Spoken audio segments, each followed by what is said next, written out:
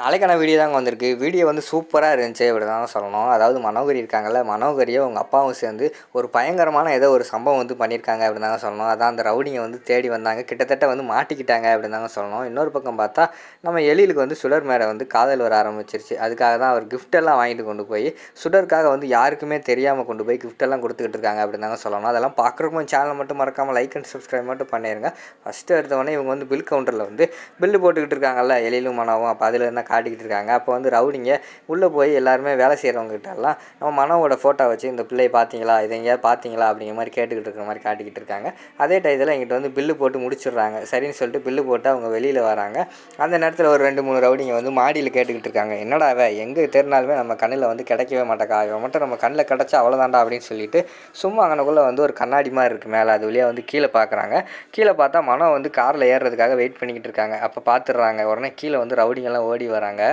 அண்ணே அண்ணே நம்ம தேடினது வந்து கீழே இருக்கானே பிடிங்கண்ணே அப்படிங்கிற மாதிரி சொன்னோடனே மெயின் ரோடு இருக்கார்ல, அவர் வந்து வேகமாக வெளியில் ஓடி வர்ற மாதிரி காட்டுறாங்க. அவரை பார்த்தோடனே மனம் வேகமாக வந்து காரை ஏறிட்டு எழில் காரை எடு அப்படிங்கிற மாதிரி சொன்னோடனே எழில் வந்து காரை எடுத்துகிட்டு விறுவிறுன்னு ஓட்டிகிட்டு போயிடுறாரு. பின்னாடி காருக்கு பின்னாடி கொஞ்சம் தூரம் ஓடி வந்து வராங்க.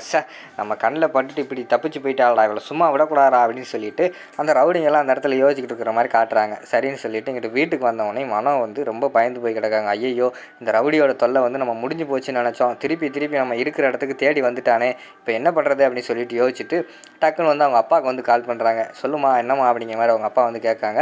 அப்பா அந்த ரவுடி இருக்கான்ல, அவன் நான் இருக்கிற இடத்துக்கே தேடி வந்துட்டான்ப்பா அப்படிங்கிற மாதிரி சொல்கிறாங்க. என்னம்மா சொல்கிற, நீ இருக்கிற இடத்த கண்டுபிடிச்சிட்டானா அப்படிங்கிற மாதிரி சொல்கிறாங்க. ஆமாப்பா, அவனை வந்து நம்ம தீர்த்து கட்டிட்டோம் ஒளிஞ்சிட்டோம்னு நினச்சோம், ஆனால் இப்போ திருப்பி வந்திருக்கான்ப்பா அப்படிங்கிற மாதிரி சொல்கிறாங்க. உடனே அவங்க அப்பா வந்து சொல்கிறாரு, நான் வந்து உங்ககிட்ட ஒரு உண்மையை சொல்ல மறந்துட்டேம்மா, இந்த ரவுடி வந்து செத்து போயிட்டான்னு அவன்கிட்ட சொல்லியிருந்தேன்ல, வந்து சாகலம்மா, அவன் வந்து உயிரோடு தான் இருக்கான். அது மட்டும் இல்லாமல் உன்னை வந்து ரொம்ப நாளாக தேடிக்கிட்டு தான்மா இருக்கான், நான் தான் அவங்ககிட்ட சொல்லலை. இந்த எழில் கல்யாணம்லாம் முடியட்டும், சுமூகம் முடிஞ்ச பிறகு வந்து நான் அந்த விஷயத்தை வந்து உங்ககிட்ட சொல்லலாம்னு நினச்சிக்கிட்டு இருந்தேன். ஆனால் இப்போ வந்து கல்யாணத்துக்கு முன்னாடியே அவன் வந்து உன்னை பார்த்துட்டாமா, எப்படியாவது வந்து எழில ஃபஸ்ட்டு கல்யாணம் பண்ணிடணும், அது வரைக்காவது வந்து அவன் கண்ணில் படாமல் வருமா அப்படிங்கிற மாதிரி சொல்கிறாங்க. சரிப்பா, அவன் வந்து நான் என்னை பார்த்துட்டான், ஆனால் நான் எங்கே இருக்கேன்னு தெரியாது, எப்படியாவது வந்து இது நாளைக்கே கல்யாணம் தானே, நம்ம முடிச்சுக்கிடுவோம் அப்படிங்கிற மாதிரி சொல்லிவிட்டு அந்த இடத்துல வந்து நம்ம மனம் பேசிக்கிட்டு இருக்கிற மாதிரி காட்டுறாங்க. சரிம்மா நீ கொஞ்சம் பார்த்துரு அப்படின்னு சொல்லிவிட்டு அவங்க அப்பா வந்து ஃபோனை வச்சிடுறாங்க. அடுத்த சீனில் வந்து நம்ம எழில் வந்து சாப்பிட உட்கார்றாரு. அவர் மட்டும் தனியாக சாப்பிட்டுக்கிட்டு இருக்காரு. செல்வி கிட்ட வந்து கேட்குறாங்க, என்ன குழந்தையெல்லாம் சாப்பிட்டு போயிட்டாங்களா அப்படிங்கிற மாதிரி கேட்டவொடனே, இல்லையா அவங்க ஒன்றும் சாப்பிடவே வரல அப்படிங்கிற மாதிரி சொல்கிறாங்க. என்னது சாப்பிட வரலையா, எதுக்கு அப்படிங்கிற மாதிரி கேட்டவொடனே, நான் போய் கூப்பிட்டேயா, அந்த பிள்ளைங்க வந்து ரூமை விட்டு வெளியில் வரமாட்டேக்காங்க, எதுக்குன்னே தெரியலை அப்படிங்கிற மாதிரி சொன்னவொடனே டக்குன்னு எழில் வந்து கையை கழுவிட்டு போயிடுறாரு. ஐயா வாங்கய்யா, நீங்கள் எதுக்கியா போகிறீங்க அப்படிங்கிற மாதிரி கேட்டவொடனே, இல்லை அவர் வந்து இப்போ குழந்தைகளே சாப்பிடல, நான் சாப்பிட்டா நல்லா இருக்காது அப்படின்னு சொல்லிட்டு அவர் வந்து ஒரு மாடிக்கு போயிடுறாரு. இதெல்லாம் பார்த்துக்கிட்டு இருந்த ராமையா வந்து ஒரு குழந்தைங்களோட ரூமுக்கு போகிறாங்க. ஏன் கண்ணுகளா வந்து சாப்பிட வரல, வாங்க சாப்பிட வாங்க அப்படிங்கிற மாதிரி செல்லமாக கூப்பிடுறாங்க. உடனே குழந்தைங்க வந்து சொல்கிறாங்க, இல்லை ராமையா எங்களால் வர முடியாது, சுடர் வந்து எங்ககிட்ட என்ன சொன்னால், அந்த கல்யாணத்தை நான் வந்து நிப்பாட்டிடுவேன் என்கிட்ட வந்து சத்தியம் பண்ணியிருக்கா, ஆனால் இப்போ பார்த்தேன்னா காலை கல்யாணம், இன்றைக்கி அவள் வெளிநாடு போயிட்டா, அப்படிங்கும்போது கல்யாணம் நடந்துடும் அப்படிங்கிற மாதிரி சொல்லிக்கிட்டு இருக்காங்க நம்ம கவின்னு. அப்படி ஒரு பக்கம் சொல்லிக்கிட்டு இருக்காங்க, சுடர் இப்படி பண்ணுவான்னு நினச்சி கூட பார்க்கல, எங்களுக்கெல்லாம் சத்தியமெல்லாம் பண்ணி கொடுத்தா, நாங்கள் ரொம்ப சந்தோஷமாக இருந்தோம், கல்யாணம் எப்படி நின்றுடும், எங்கள் கூட சுடர் இருப்பான்னு, ஆனால் இப்படி பண்ணுவான்னு நாங்கள் நினைக்கல அப்படிங்கிற மாதிரி அப்படி சொல்கிறாங்க. அதுக்கு அடுத்து அஞ்சலி வந்து சொல்கிறாங்க, சுடர் நினப்பாகவே இருக்குது, எனக்கு அவளை மறக்கவே முடியல அப்படின்னு சொல்லிட்டு அந்த இடத்துல இருந்து விறுவிறு ரூம்லேருந்து கீழே இறங்கி வந்து சாமிக்கிட்ட வந்து சண்டை போடுற மாதிரி காட்டிக்கிட்டு இருக்காங்க. சாமி நான் வந்து உன்னை நம்பவே மாட்டேன், எப்படியாவது வந்து இந்த கல்யாணம் நின்றும், சுடர் வந்து நிப்பாட்டிடுவா அப்படின்னு சொல்லிட்டு நான் ஆசையாக இருந்தேன், எனக்கு மனோகரி ஆண்டியை பார்த்தாலே எனக்கு ரொம்ப பயமாக இருக்குது, கண்டிப்பாக வந்து இந்த கல்யாணம் நடக்கக்கூடாது, கல்யாணம் மட்டும் நடந்துச்சுன்னா அவங்க கூட நான் பேசவே மாட்டேன் அப்படிங்கிற மாதிரி சொல்லிட்டு நம்ம சாமிக்கிட்ட சண்டை போடுற மாதிரி காட்டிக்கிட்டு இருக்காங்க. அதையெல்லாம் அங்கிட்டு நின்று நம்ம இவங்க வந்து பார்த்துக்கிட்டு இருக்காங்க, இந்து வந்து பார்த்துக்கிட்டு இருக்காங்க. அதை பார்த்துட்டு ரொம்ப ஃபீல் ஆகிடுறாங்க. இந்து வந்து, அஞ்சலி நீ ஒன்றும் கவலைப்படாத, கண்டிப்பாக அந்த கல்யாணம் வந்து நடக்காது, என்ன ஆனாலும் பரவாயில்ல, சுடரை வச்சே இந்த கல்யாணத்தை நான் நிப்பாட்டுறேன், 1000 இருந்தாலும் உனங்களுக்கு வந்து அம்மாவாகிற தகுதி வந்து அந்த சுடருக்கு தான் இருக்குது, கண்டிப்பாக வந்து எழிலுக்கும் சுடருக்கு தான் நான் கல்யாணம் பண்ணி வைப்பேன், அது வரைக்கும் வந்து நான் ஓயவே மாட்டேன் அப்படின்னு சொல்லிட்டு இந்த அந்த இடத்துல வந்து ஒரு சபதம் எடுக்கிற மாதிரி காட்டுறாங்க. அடுத்து வந்து நம்ம எழில் இருக்கிற ரூமுக்கு வந்து நம்ம மனம் வந்து வராங்க. எழில் வந்து குளிக்க போயிட்டாருன்னு நினைக்கிறேன். எனக்குள்ள ஒரு கிஃப்ட் இருக்குது, கிஃப்ட்டை பார்த்தோன்னே பரவாயில்லையே, நமக்காக கிஃப்டெல்லாம் எழில் வாங்கி கொடுத்துருக்கான், சர்ப்ரைஸாக ஏதோ பண்ண போகிறான்னு நினைக்கிறேன், நம்ம அது தெரியாத மாதிரி இருந்துக்கிறோம் அப்படின்னு சொல்லிட்டு அவரை வந்து தெரியாத மாதிரி கண்டுக்காத மாதிரி இருக்காங்க. அதுக்கடுத்து வந்து நம்ம எழில் வந்து வராரு. என்ன எழில் கிஃப்டெல்லாம் வாங்கி வச்சுருக்க, எனக்கா அப்படிங்கிற மாதிரி கேட்காங்க. உனக்கு இல்லை, இது என்னோடய ஃப்ரெண்டுக்கு அப்படிங்கிற மாதிரி சொல்கிறாங்க.